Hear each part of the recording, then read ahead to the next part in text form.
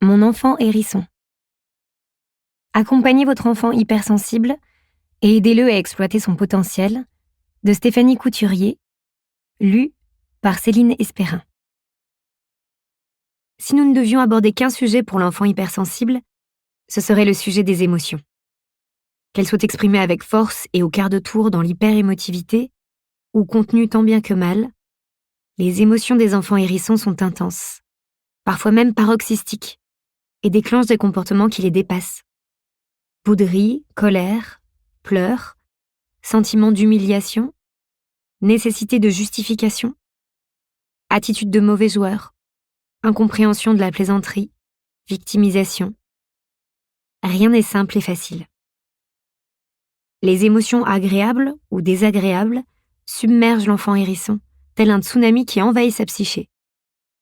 Les réactions qui s'ensuivent sont souvent à la hauteur du ressenti, soit une explosion, soit une sidération. Elles ont également la particularité de s'exprimer telle une vague. La vague émotionnelle arrive et mouille la personne, puis se retire, pour laisser place éventuellement à un deuxième type de vague, un peu plus tard dans le temps. Vous aurez donc compris que les émotions peuvent changer rapidement de registre. Elles sont labiles. Ce qui est indéniable également, c'est leur richesse.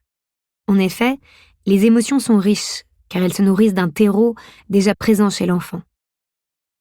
Elles prennent forme avec le ressenti, mais se modèlent avec les événements déjà vécus et mémorisés. Les injonctions familiales, l'imagination de l'enfant, et aussi en fonction de son lien à l'autre. Il faut donc appréhender le vécu émotionnel de l'enfant avec humilité, en surface, car la richesse du terreau nous est souvent inconnue, même lorsque l'on est dans un lien éducatif respectueux et bienveillant. Le meilleur conseil que je peux vous donner est d'observer votre enfant, pour comprendre les différents signaux qui apparaissent dans les situations et apprendre à faire face à l'avalanche émotionnelle. Car une fois déclenché, rien ne peut l'arrêter. Surtout pas la raison de votre enfant qui n'est plus accessible, quel que soit son âge. Parfois, la réaction n'est pas instantanée. L'émotion submerge l'enfant, mais il réussit à contenir sa réactivité. En revanche, son système nerveux est saturé par cette information intense qui s'exprimera plus tard, sur un autre sujet, qui aura juste le privilège de déclencher l'expression de l'émotion contenue auparavant. Parfois, plusieurs jours après. Orphée a été malmené par un garçon de sa classe aujourd'hui. Il en parle à mon mari en rentrant de l'école, puis, lors de son tour de table, à la question quotidienne « What's up today ?», il expose à toute la famille ce qu'il a subi.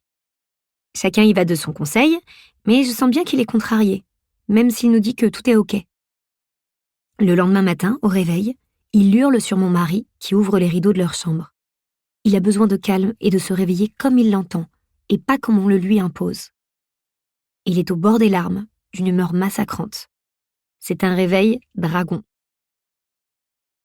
Nous aurions pu nous arrêter sur la forme de ce qui venait de se passer et le réprimander. Pourtant, ayant rêvé de ce qu'il avait subi, je me doutais bien qu'en disant cela, il ne s'adressait pas à mon mari, mais à l'enfant en question. Je l'ai alors enveloppé de 2 fois plus d'attention. Avant de partir, il avait retrouvé sa bonne humeur. Se sachant vulnérable émotionnellement, l'enfant hérisson tente souvent de parer à trop d'émotions. Il n'aime souvent ni les surprises ni les manèges à sensations.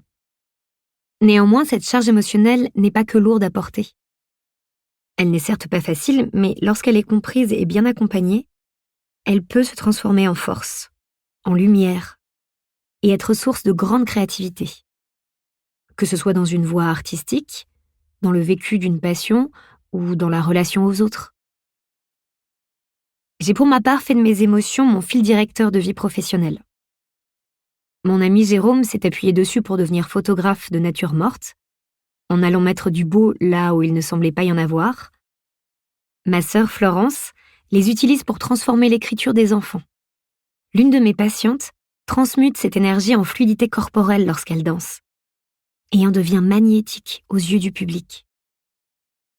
Tout ceci pour vous dire qu'en élevant un enfant hérisson, vous allez devoir vous armer de patience et faire de la liberté d'expression émotionnelle une priorité. Plus tôt l'enfant hérisson sera accompagné sur ce sujet, plus vite il en fera une force.